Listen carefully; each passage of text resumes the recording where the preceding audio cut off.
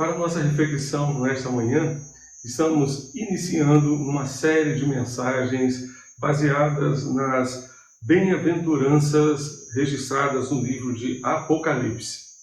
Em Apocalipse nós encontramos 7 bem-aventuranças e a partir do culto desta manhã até o culto do próximo domingo à noite, em 4 mensagens, abordaremos, portanto, as 7 bem-aventuranças que encontramos neste livro tão precioso da Palavra de Deus. Portanto, abra sua Bíblia em Apocalipse capítulo 1, verso 3. Logo no primeiro capítulo encontramos, portanto, uma dessas bem-aventuranças. Vejamos, diz assim: bem-aventurado aquele que lê e bem-aventurados aqueles que ouvem as palavras da profecia e guardam as coisas nela escritas, pois o tempo está próximo. Também em Apocalipse 22, verso 7, já no final do livro, há uma outra referência à necessidade de guardar aquilo que encontramos na profecia. Apocalipse 22, verso 7, nos diz assim: eis que venho sem demora, disse Jesus. Bem-aventurado aquele que guarda as palavras da profecia deste livro. Bem-aventurado aquele que guarda as palavras da profecia deste livro. A busca pela felicidade certamente tem sido a tônica, tem sido o tema, tem sido a preocupação da humanidade ao longo de toda a sua história. As pessoas estão sempre fazendo as coisas pensando em ser felizes, em conseguir motivos para se alegrarem, para festejarem, para se sentirem bem. Um filme muito interessante, A Procura da Felicidade, com Will Smith, retrata momentos de grande angústia, de grande dificuldade, baseado numa história real.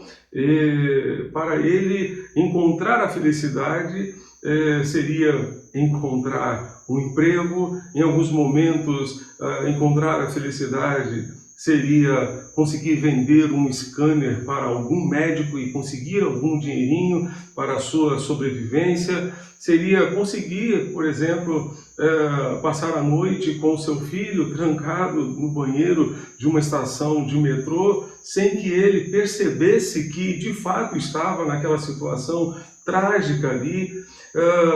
Certamente encontrar a felicidade para ele representava também conseguir cuidar do seu próprio filho, depois do abandono da sua esposa.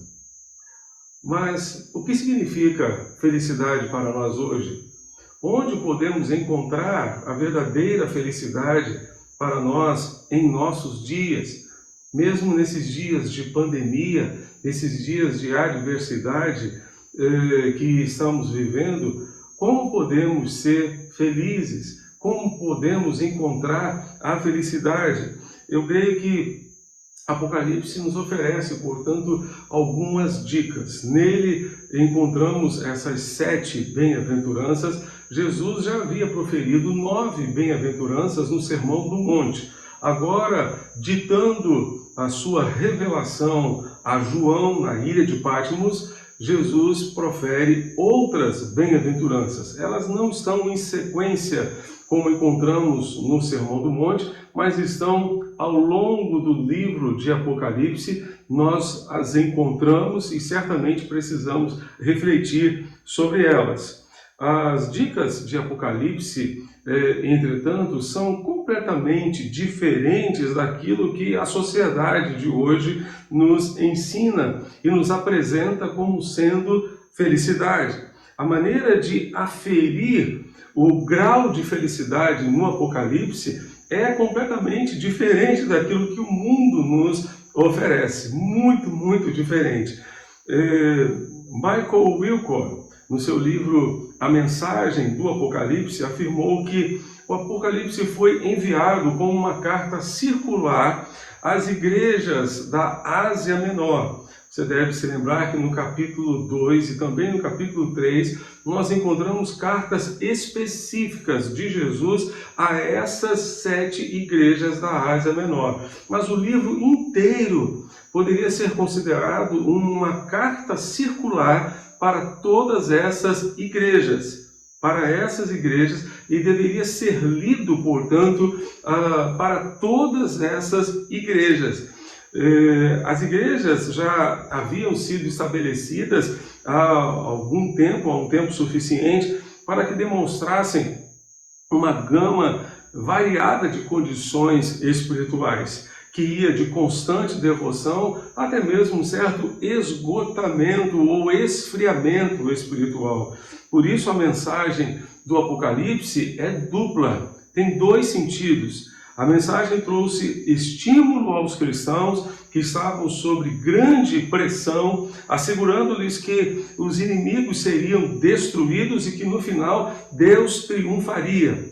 Portanto, é uma mensagem de consolo em meio à perseguição, é uma mensagem de consolo em meio à dor, em meio à adversidade. Muitos cristãos estavam sendo martirizados, estavam morrendo, e eles precisavam dessa palavra de conforto, dessa palavra de esperança. E o Apocalipse veio justamente para ministrar essa paz e essa esperança ao coração de cada cristão, de cada servo de Deus que estava vivendo pela fé e, em muitos casos, morrendo também por causa da sua fé.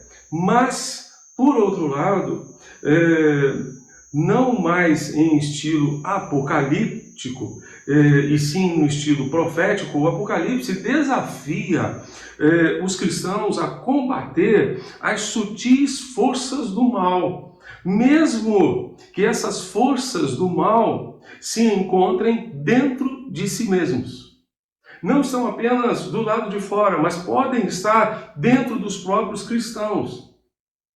Não se esqueça que nós temos uma natureza carnal, pecaminosa. Nós temos uma natureza tendente ao erro, que Paulo descreve como a nossa carne. A nossa carne. E vale a pena lembrar daquela expressão de William Barclay que diz que a carne é o inimigo interno que abre a porta do nosso coração para o inimigo externo. É um inimigo que temos dentro de nós, que abre a porta para o inimigo que está fora de nós, que está ao nosso redor, bramando como um leão, procurando a quem possa tragar. Então, o Apocalipse é, sem dúvida alguma, uma palavra profética que desafia os cristãos a combater as forças do mal, mesmo que estas forças se encontrem dentro de si mesmos. Satanás deve ser vencido e a Cristo deve ser dado o lugar que por direito lhe pertence aqui e agora na vida espiritual e moral dos cristãos. O Império Romano, poderoso em muitos sentidos, tinha entre as suas práticas uma que se tornou a causa fundamental das grandes provações experimentadas pela igreja no princípio da sua história. Essa prática era a adoração ao imperador. A adoração ao imperador, que obrigava um crescente número de cristãos a fazer uma escolha pública entre César e Cristo. Eles precisavam fazer uma escolha pública entre César e Cristo. Todas as épocas têm um teste equivalente para provar a verdadeira lealdade cristã. Para os cristãos do tempo do apóstolo João, o teste era serem perseguidos e martirizados. Para nós, hoje, os testes talvez sejam outros. Nós, hoje, no Brasil, porque em muitos países ao redor do mundo, o teste continua sendo o mesmo lá do primeiro século. Eles continuam vivendo pela fé e continuam morrendo pela fé. Nos países onde a Igreja de Jesus é perseguida, lá eles não têm templo, eles não têm essa preocupação de culto presencial e nem de culto online, porque eles não têm culto online, também não têm culto presencial. Eles alimentam a sua fé por meio do seu relacionamento diário com Deus, por meio da sua comunhão com o Senhor. E alimentam de tal forma que eles oram por nós, intercedem por nós, para que nós usemos a nossa liberdade religiosa com responsabilidade, aproveitando as oportunidades que temos para compartilhar o Evangelho de uma forma que eles não podem fazer, que eles não conseguem fazer. Mas eles estão orando por nós.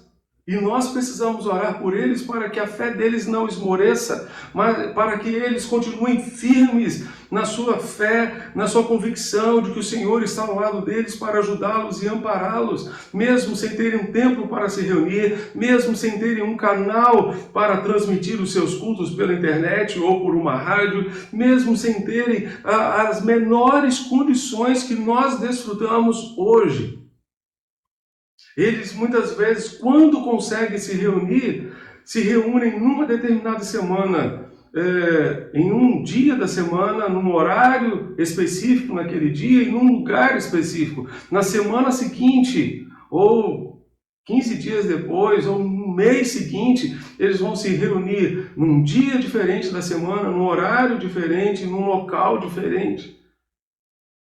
Eles são verdadeiramente aquilo que o apóstolo Pedro, escrevendo o primeiro capítulo da sua carta, descreve, são peregrinos. Nós somos peregrinos, nós estamos peregrinando, não apenas pelos montes e pelos vales, sempre na luz, mas estamos peregrinando neste mundo, porque temos uma pátria celestial, estamos a caminho da eternidade. E por isso precisamos nos preparar para estar com o Senhor para sempre. Então o teste no primeiro século tinha a ver com a adoração ao imperador. Os cristãos eram martirizados se eles se recusavam a adorar o imperador, a declarar que César era o Senhor das suas vidas. Se eles afirmassem Cristo é o Senhor, eles certamente seriam martirizados, jogados talvez aos leões no Coliseu Romano, jogados talvez na fogueira, como Policarpo, bispo de Esmirna, e tantos outros morreram por causa da sua fé, porque resolveram declarar publicamente que Jesus era o Senhor de suas vidas, que não abriram mão do senhorio de Jesus em suas vidas, e por causa disso morreram, não abriram mão da adoração única e exclusiva a Jesus. É interessante perceber que alguns autores chegam a pensar que o livro de Apocalipse tem como tema a adoração, porque a palavra adoração, ou o verbo adorar, aparece simplesmente 24 vezes no livro. 24 vezes. Descrevendo atitudes de adoração por meio de cânticos e hinos de louvor ao Senhor. A palavra adoração, o verbo adorar, aparece no restante do Novo Testamento 35 vezes. Mas só no livro do Apocalipse aparece simplesmente 24 vezes. É um dos temas centrais do livro. E quando nós adoramos a Deus, nós estamos renunciando a qualquer outro tipo de adoração. Estamos dizendo que Jesus de fato é o Senhor das nossas vidas e que Ele tem autoridade sobre nós e que nós não abrimos mão do seu senhorio, não abrimos mão da sua autoridade sobre a nossa vida. Warren Wiersbe diz que João não enviou este livro de profecias às congregações a fim de satisfazer a curiosidade dos seus membros acerca do futuro. Não foi para matar a curiosidade dos membros daquelas igrejas. O povo de Deus passava por perseguições intensas e precisava ser encorajado, precisava ser fortalecido no Senhor. Quando o livro do Apocalipse fosse lido para eles, sua mensagem lhes daria força e esperança, e mais do que isso, os ajudaria a examinar a sua própria vida e a vida da congregação, para se ajustarem aos propósitos de Deus. O Cristo que andava no meio dos candeeiros e que ainda hoje anda no meio dos candeeiros, que é uma figura, os candeeiros são uma figura da igreja.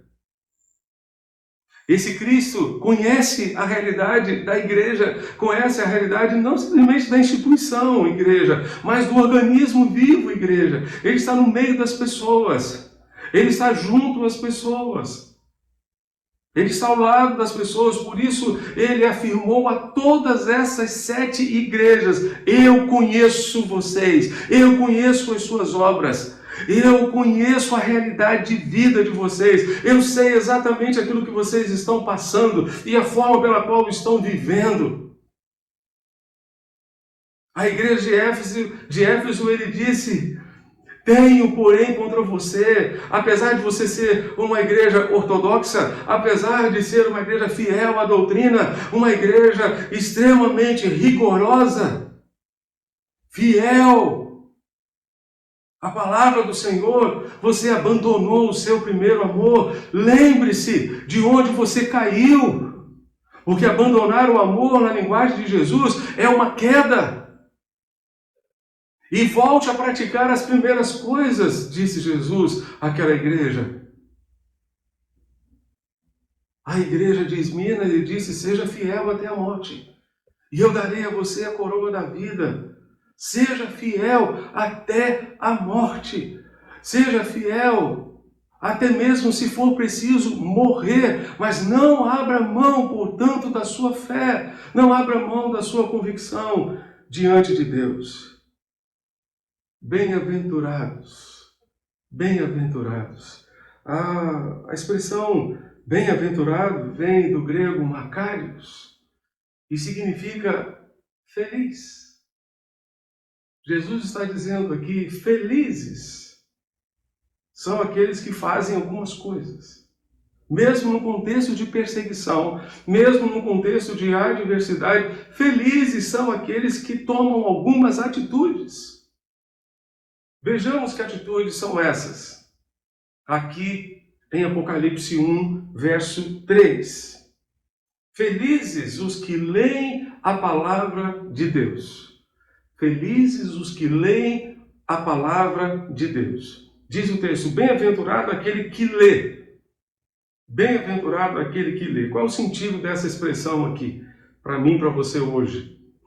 Jonas Celestino afirma que essa é uma referência à pessoa que fazia a leitura pública da Escritura durante o culto. Então, ele está dizendo: feliz é aquele que lê a Escritura na reunião comunitária, na reunião da congregação. Russell Champlin nos lembra que no primeiro século, pouquíssimas pessoas sabiam ler. E eles não tinham as escrituras à mão como nós temos hoje. As escrituras não estavam desta forma como nós temos hoje em nossas mãos. Adolf Paul nos diz que nesse momento nós lançamos um olhar para a igreja reunida. Naquele tempo, para muitos membros da igreja, essa modalidade constituía a única possibilidade de conhecer as Escrituras. A única forma de conhecer as Escrituras era se eles fossem até o templo e ouvissem a leitura da palavra de Deus, a leitura das Escrituras. Ele não descreve aqui a leitura em particular, mas a leitura nas comunidades cristãs. Hoje nós temos a palavra de Deus em nossas mãos e podemos ler a qualquer momento. E seremos felizes se assim fizermos, não apenas nos cultos públicos, mas também nos nossos encontros privados com o Senhor. Precisamos ler as Escrituras, precisamos ler a palavra de Deus. John Piper, há uma frase interessante atribuída a ele, em que ele teria dito que as redes sociais são a grande prova de que todo cristão tem tempo para ler as Escrituras. As redes sociais são a prova de que todo cristão tem tempo sobrando para ler as Escrituras. Se nós priorizássemos as Escrituras, certamente nós teríamos condições de fazer a sua leitura. Precisamos ler a palavra, precisamos ler. E diz o texto que bem-aventurado é aquele que lê. Lê publicamente, lê de forma privada, lê em todo o tempo, em todo canto, em todas as situações. Segundo lugar, felizes são aqueles que não apenas leem, mas aqueles que ouvem. O cenário aqui é um cenário de culto, uma pessoa tem a carta na mão, tem essa carta circular, que é o livro do Apocalipse, e ele então começa a fazer a leitura da Escritura. Então, bem-aventurado é esse que está lendo, mas bem-aventurado também são aqueles que estão ouvindo a palavra do Senhor. Bem-aventurado aquele que lê e bem-aventurados aqueles que ouvem as palavras da profecia e guardam as coisas nela escritas, pois o tempo está próximo. O tempo está próximo. Essa palavra aqui, ouvir, no grego significa prestar atenção, considerar o que está ou tem sido dito, entender, perceber o sentido do que é dito, dar ouvido a um ensino, a um professor, compreender, entender. Gente, nós vivemos num tempo em que as pessoas normalmente são multitarefas. Nós vivemos numa geração que está se acostumando a fazer muitas coisas ao mesmo tempo. Mas isso muitas vezes se transporta para a realidade do culto. E muitas vezes no ambiente do culto nós estamos ouvindo, mas não estamos prestando atenção. Muitas vezes no ambiente do culto nós estamos ouvindo, mas não estamos considerando aquilo que está sendo dito, porque a nossa cabeça está em outro lugar. Quando não está no celular, respondendo algumas mensagens de WhatsApp, ela muitas vezes está em outro lugar, está em outro canto, então nós não estamos entendendo, não estamos percebendo o sentido daquilo que está sendo dito, daquilo que está sendo compartilhado. Barclay dizia que devemos sempre lembrar quão grande é o privilégio de poder ouvir a palavra de Deus em nosso próprio idioma, por exemplo. É um privilégio que custou muito caro àqueles que adquiriram esse privilégio para nós. Muitos morreram para que pudesse ser assim. Por outro lado, é uma tarefa que ainda continua. Em 1958, a Sociedade Bíblica Britânica estava traduzindo a Bíblia não menos do que para 200 línguas, 200 idiomas diferentes. Há ainda muitos idiomas, dialetos tribais no nosso mundo que não tem uma palavra sequer da Escritura traduzida na sua própria língua.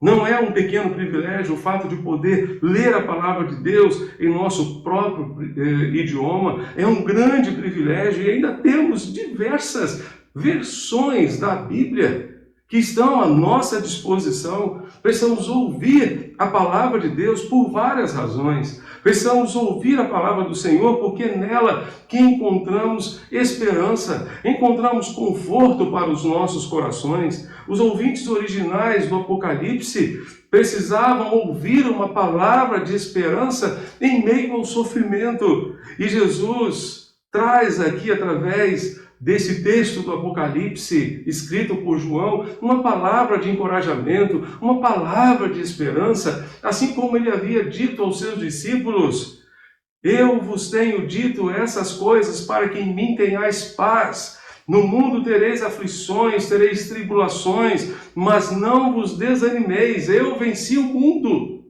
Eu venci o mundo. Jesus sempre compartilhou uma palavra de paz, uma palavra de esperança. A palavra de Deus para aquele momento era uma profecia, um desafio para que todos permanecessem firmes, apesar da perseguição, porque Deus iria agir com o seu poder e dar vitória ao seu povo. O tempo está próximo, não se referia tanto ao tempo próximo cronologicamente falando, mas a certeza de que aqueles fatos aconteceriam, a certeza de que Deus de fato estaria agindo. Deus não tem relógios com ponteiros, Ele é movido pelo tempo oportuno, pela certeza dos seus atos, para aquele momento de incertezas. Nada mais consolador do que uma voz profética ecoando como a voz dos antigos profetas de Israel. Naquele momento de aflição, a igreja precisava ouvir a palavra de Deus, e hoje, nesses dias de pandemia, nós precisamos escutar o que Deus tem a nos dizer. O que Deus tem a falar aos nossos corações. Bem-aventurados, felizes os que ouvem as Escrituras, mais do que ouvem as notícias, os jornais e qualquer outra Escritura. Ouvem a palavra de Deus. Precisamos ouvir a palavra do Senhor, porque é nela que encontramos direção para as nossas decisões.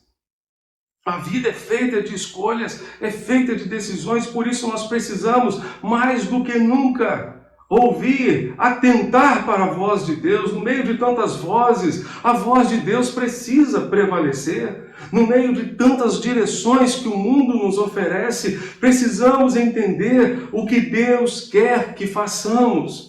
A palavra de Deus é o norte, é a direção certa, é a direção segura, a despeito das circunstâncias, quer sejam desfavoráveis ou favoráveis. Por isso, Jesus proferiu às 7 igrejas da Ásia Menor as suas 7 cartas específicas, registradas em Apocalipse 2 e 3. Em todas elas, Jesus termina dizendo: quem tem ouvidos, ouça o que o Espírito diz às igrejas. Quem tem ouvidos, ouça o que o Espírito está dizendo hoje aos nossos corações por meio da sua palavra bendita. Palavra essa que foi inspirada pelo Espírito de Deus para ministrar aos nossos corações direção para as decisões e conforto em meio às tribulações. Precisamos pedir a Deus que nos ajude a ouvir prestando atenção. Vivemos numa sociedade com déficit de atenção. Precisamos ouvir o que Deus tem a nos dizer e o que Ele quer ministrar aos nossos corações nesses dias. Mas, em terceiro lugar, nós temos aqui um outro verbo. Nós precisamos guardar as palavras da profecia deste livro. Não apenas ler, não apenas ouvir, precisamos também guardar, no sentido de obedecer a palavra do Senhor. Diz o texto: bem-aventurado o que lê, bem-aventurados os que ouvem e bem-aventurados os que guardam as coisas nela escritas, pois o tempo está próximo. E lá em Apocalipse 22, verso 7, Jesus vai dizer: eis que venho sem demora, bem-aventurado aquele que guarda as palavras da profecia deste livro. Bem-aventurado é aquele que abre os olhos para a palavra profética, que aguça o ouvido, que afia a reflexão, que dispõe as emoções, que enrijece a vontade e reúne paciência para ela. Guardar neste ponto, certamente haveria muito a perder. Precisamos guardar porque haveria muito a perder. Simplesmente tudo, disse Adolf Paul. O Wisby diz que não deveriam apenas ouvir a palavra, mas também guardá-la como um tesouro. e praticá-la. A bênção decorrente de praticar seria ainda maior do que a bênção decorrente de ouvir. Se nós já somos abençoados quando lemos, se nós já somos abençoados quando ouvimos, imagine quanto somos abençoados quando obedecemos a essa palavra. O verbo guardar aqui tem a ideia de atender cuidadosamente e tomar conta de alguma coisa, observar, reter dentro de nós. Feliz quem lê este livro e felizes aqueles que ouvem as palavras desta mensagem profética e obedecem ao que nele está escrito.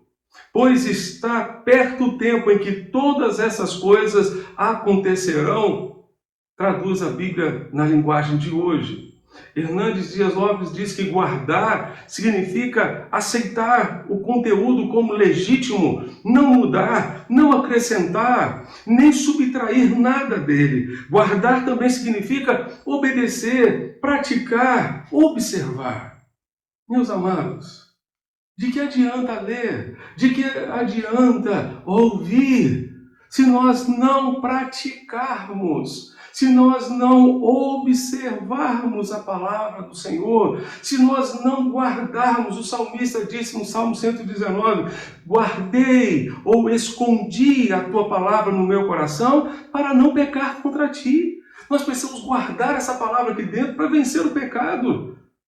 Para vencer qualquer coisa que nos impeça de ter comunhão com Deus, de ter um relacionamento profundo e consistente com o Senhor. Tiago, capítulo 1, versos 22 a 25, você pode abrir a sua Bíblia? Tiago 1, 22 a 25, nós encontramos: sejam praticantes da palavra, não somente ouvintes, enganando a vocês mesmos, porque se alguém é ouvinte da palavra e não praticante, assemelha-se àquele que contempla o seu rosto natural no espelho, pois contempla a si mesmo, se retira e logo esquece como era a sua aparência. O verso 25, Tiago, capítulo 1, verso 25, nos diz: mas aquele que atenta bem para a lei perfeita, lei da liberdade, e nela persevera, não sendo ouvinte que logo se esquece, mas operoso praticante, esse será bem-aventurado no que realizar. Olha a bem-aventurança aparecendo aqui de novo. Será bem-aventurado naquilo que realizar, porque atenta para a palavra de Deus, porque atenta para a voz de Deus, porque guarda e obedece a palavra do Senhor. Ouvir a palavra de Deus é um privilégio, obedecê-la é um dever. É um dever. Não há autêntico cristianismo autêntico naquele que ouve e esquece, ou naquele que deliberadamente desobedece. Existem pessoas, sim, que desobedecem de forma deliberada. Elas sabem que estão erradas, sabem que não deveriam fazer determinadas coisas, mas continuam fazendo. E isso é uma responsabilidade muito grande, porque teremos que dar conta disso diante de Deus. Porque quanto maior o conhecimento, maior a responsabilidade. Quanto maior o conhecimento, maior a responsabilidade. Quanto mais tempo gastamos, por exemplo, dentro da igreja, estamos na igreja, maior é a nossa responsabilidade. Nós precisamos atentar para isso. Não podemos errar de forma deliberada. Erraremos sim porque somos humanos, porque somos falhos, mas não de forma deliberada. Em hipótese alguma, todo privilégio vai acompanhado de uma responsabilidade. E o privilégio de ouvir leva consigo a responsabilidade de escutar, lembrar e obedecer. Quanto maior o conhecimento, maior o sofrimento ou maior a responsabilidade. Não poderemos dizer a Deus que não sabíamos, que não conhecíamos. Em Atos 17, verso 30, Paulo afirma que Deus não levou em conta os tempos da ignorância, mas agora ordena a todas as pessoas em todos os lugares que se arrependam. Que se arrependam. Deus não leva em conta o tempo da ignorância, o tempo em que nós não sabíamos, mas a partir do momento em que nós tomamos conhecimento, da palavra, do propósito de Deus para a nossa vida, do jeito que Deus quer que nós vivamos, do jeito que Deus quer que nós nos relacionemos com as pessoas dentro de casa, dentro da igreja, no trabalho, em qualquer canto. A partir do momento que nós sabemos do propósito de Deus, que Deus tem para nós em termos uma vida santa, agradável a Deus, e nós não obedecemos, nós estamos agindo de forma deliberada. Estamos agindo na carne e não de acordo com a vontade de Deus, não de acordo com o que Deus quer para nós. Só que nós estamos trazendo sobre nós uma responsabilidade tremenda, porque não estamos mais no estado da ignorância. Deus não leva em conta o tempo da ignorância, mas agora que nós temos o conhecimento, temos uma responsabilidade muito maior. Temos o conhecimento e temos a responsabilidade de viver e de guardar e obedecer a essa bendita palavra. Tiago nos diz que nós não podemos ser meros ouvintes, mas cumpridores da palavra. E quando ele usa a palavra aqui, ouvinte, ele está se reportando ao aluno, que não tem compromisso com a escola, não tem compromisso com o professor, não tem compromisso com a classe, ele simplesmente é um aluno ouvinte. Ele está ali simplesmente para ouvir as aulas, para escutar o que o professor está dizendo. Ele vai uma vez, vai outra vez, ele não tem nenhum compromisso.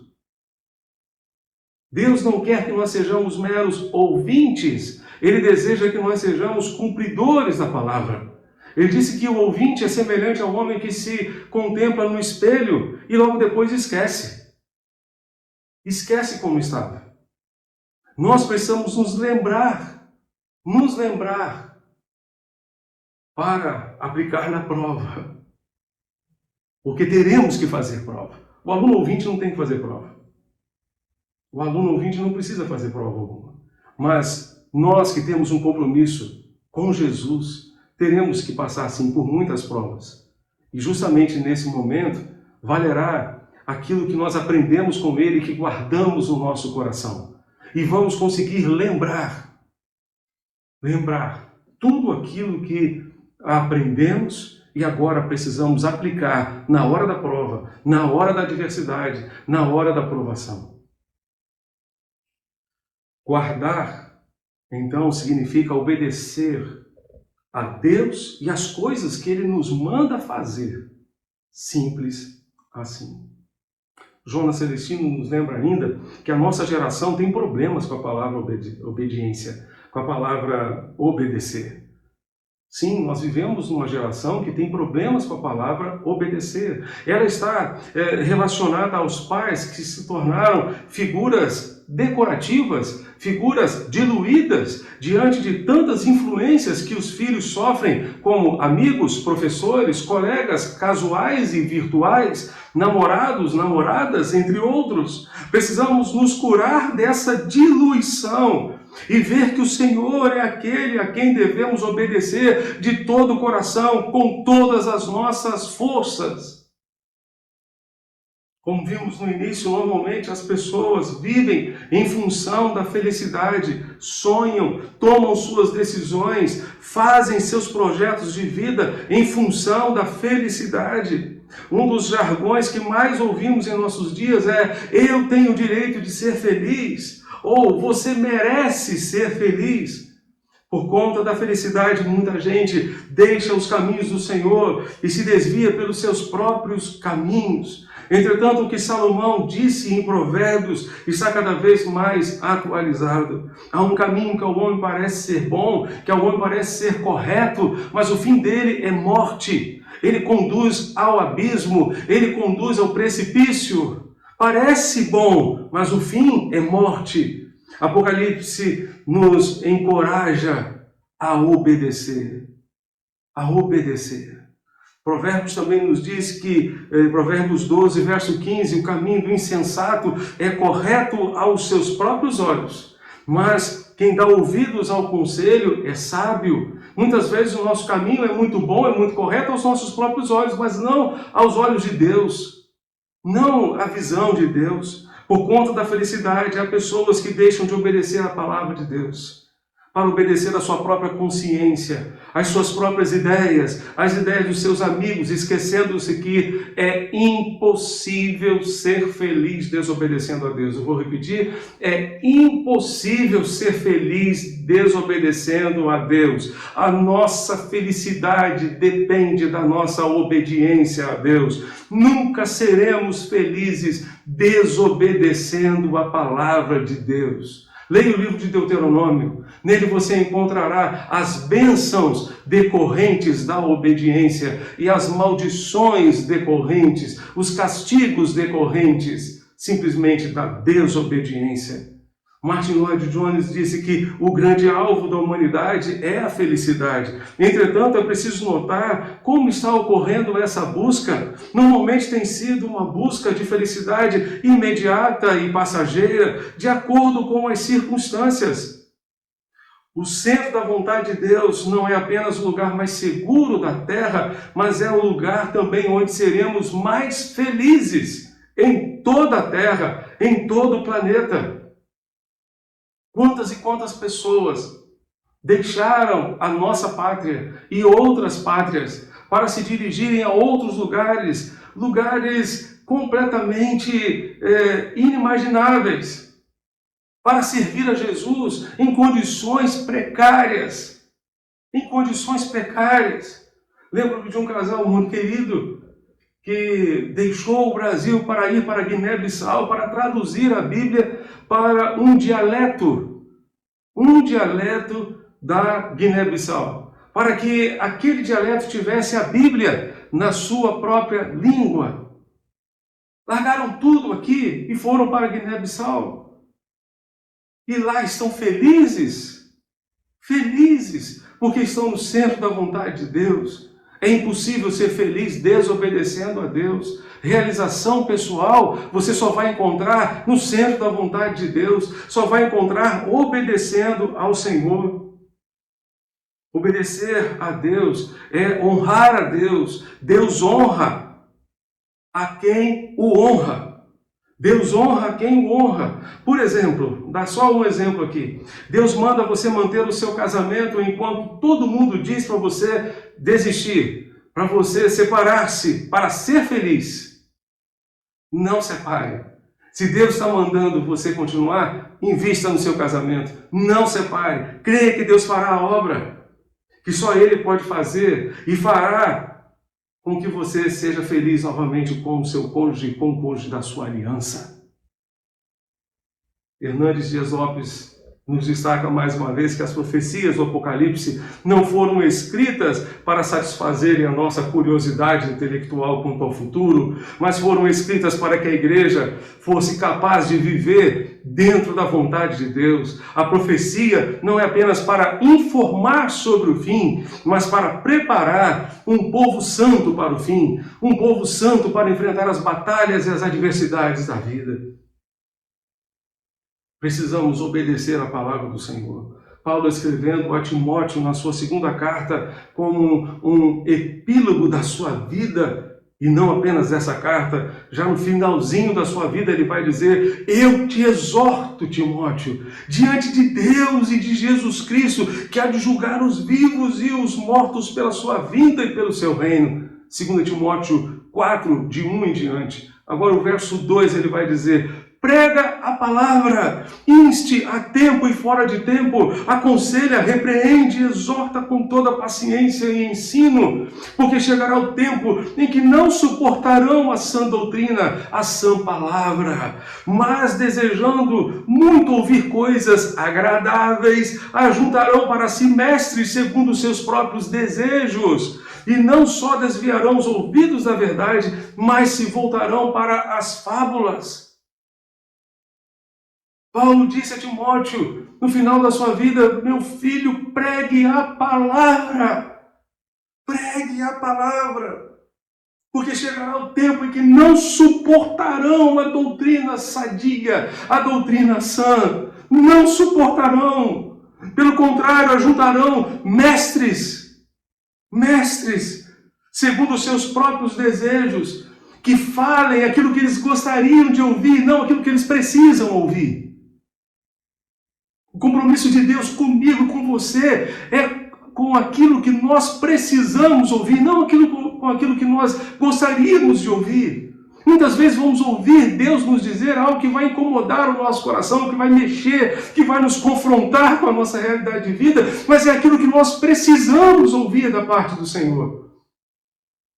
E bem-aventurados os que ouvem, e bem-aventurados os que atentam, bem-aventurados os que obedecem, os que dizem: Senhor, eu vou obedecer, eu vou cumprir, eu vou fazer aquilo que tu queres daqui para frente.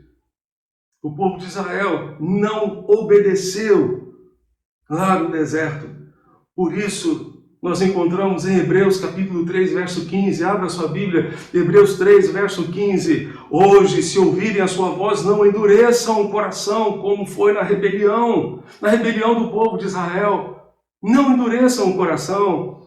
E quem foram os que ouviram e mesmo assim se rebelaram? Não foram todos os que saíram do Egito por meio de Moisés? E contra quem Deus se indignou durante 40 anos? Não foi contra os que pecaram, cujos cadáveres caíram no deserto e não entraram na terra prometida?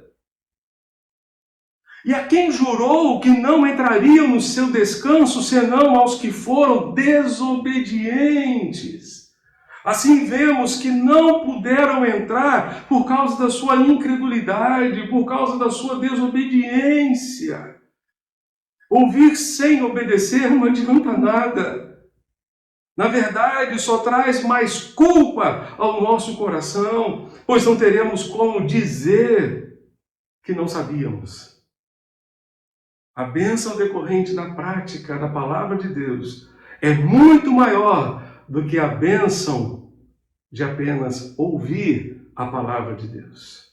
Há uma razão pela qual são felizes os que leem, os que ouvem e os que guardam as palavras deste livro. O tempo está próximo. O tempo está próximo. O tempo está próximo. O fim está próximo. A nossa vida é breve. Tanto o tempo de Jesus retornar, como também o tempo de irmos ao seu encontro está próximo. Está próximo. Não dá, por isso mesmo, não dá para ficar perdendo tempo, jogando o tempo fora, com entretenimento e com outras coisas que nos impedem, como igreja de Jesus, de cumprir a missão que Ele nos confiou, porque tudo passa rapidamente e nós voamos, disse o salmista no Salmo 90.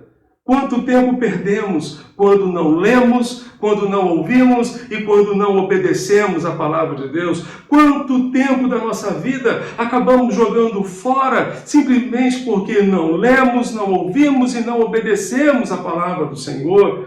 As palavras deste livro foram fonte de consolo para uma igreja perseguida, bem como de alerta para aqueles que viviam longe dos propósitos de Deus.